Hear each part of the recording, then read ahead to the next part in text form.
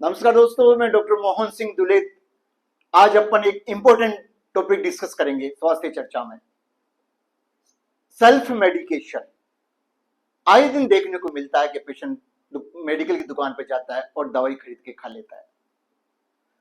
आप सभी को यह बताना चाहता हूं कि सेल्फ मेडिकेशन बहुत नुकसानदायक होती है, इसलिए आप सेल्फ मेडिकेशन ना करें, डॉक्टर को दिखा के ही दवाई लें। मोटे मोटे तौर पे इसके जो साइड इफेक्ट होते हैं, जो दुष्परिणाम होते हैं, जो मैं आपको बता देता हूं। सबसे पहला तो क्या होता है कि अपने बीमारी तो क्या होती है और अपन दवाई कौन सी ले लेते हैं। इससे वो बीमारी मिटने के बजाय वो बीमारी बढ़ जाती है।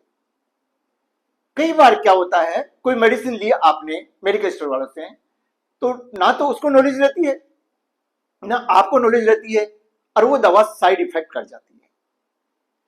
तीसरी बात है, अपने दवाई ली तो कई बार वो ओवरडोज हो जाती है और कई बार वो अंडरडोज हो जाती है। ओवरडोज हो जाएगी तो आपको नुकसान करेगी, अंडरडोज हो जाएगी तो आपके वो फायदा नहीं कर होगा। कई बार दवा से एलर्जी हो जाती है, एक्जिमा हो जाएगा, उल्टी हो जाएंगे, दस्त हो जाएंगे। और एक बात और है कि दवाइयां इंटरेक्ट करती है, आपस में एक दूसरे से इंटरेक्शन होता है। अगर किसी के पहले से दवाई चल रही है और वो मेडिकल से जाके दवाई ले लिया और वो दवाई इंटरेक्शन करके आपको साइड इफेक्ट कर सकती है, वो साइड इफेक्ट आपके गंभीर भी हो सकते हैं। और अगर गर्भवती महिला है, उसको दवाई लाके आपने दे दी तो हो सकता है उसके बच्चे को नुकसान हो जाए। कई बार तो कुछ मेडिसिन ऐसी भी होती है उससे गर्भपात भी हो जाता है। और इन दवाइयों को जो अपन रेगुलरली दवाइयां खाते रहते हैं उससे बीमारियां दब जाती है। जैसे अपन दर्द की दवाई ले रहे हैं और दर्द की वजह कोई और है और दर्द की गोलियों से वो बीमारी दबी रहती है और वो अंदर अंदर बॉडी में अपना विकराल रूप धारण करती रहती है। एक ही दवाइयां रेगुलर लेने से लीवर किडनी पर असर होता है। जैसे आप पेन किलर दवाइयां खाते रहते हो तो आपका लीवर किडनी डैमेज होने का डर हो जाएगा। एक ही दवाइयों से एडिक्शन भी हो जाता है। जैसे आप दवाइयां, नींद टाइप दवाइयां ले रहे हो, आप कंटिन्यू लिए जा रहे हो तो आप एडिक्ट हो जाओगे, उनको बंद नहीं कर पाओगे। और सबसे ज्यादा और इंपॉर्टेंट आज की तारीख में क्या हो रहा है, एंटीबायोटिक्स का मिस यूज हो रहा है। अपन एंटीबायोटिक्स दवाइयां भी मेडिकल स्टोर से जाके खरीद के खा लेते हैं।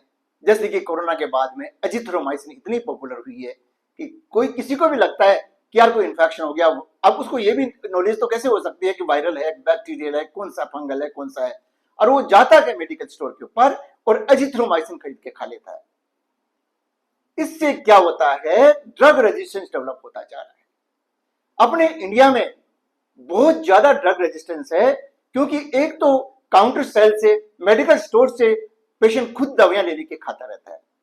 दूसरा, अपने देश में बहुत सारे जोड़ा छाप डॉक्टर पनप रखे हैं, पहले से पनपे हुए हैं, आज की तारीख में भी है। उनको भी ये नॉलेज रहती नहीं है और वो हाई से हाई एंटीबायोटिक्स यूज कर लेता है। जब कोई भी पेशेंट हाई एंटीबायोटिक्स यूज कर लेगा तो उसके नॉर्मल मेडिसिन तो असर करेगी ही नहीं। इसलिए मैं आप सभी को ये हिदायत देना चाहूंगा कि आप सेल्फ मेडिकेशन ना करें। हमेशा एक डिग्री वाले डॉक्टर को दिखा के उसकी राय के हिसाब से आप दवा ले। याद रखें, जागरूकता ही अच्छे स्वास्थ्य को जन्म देती है। धन्यवाद।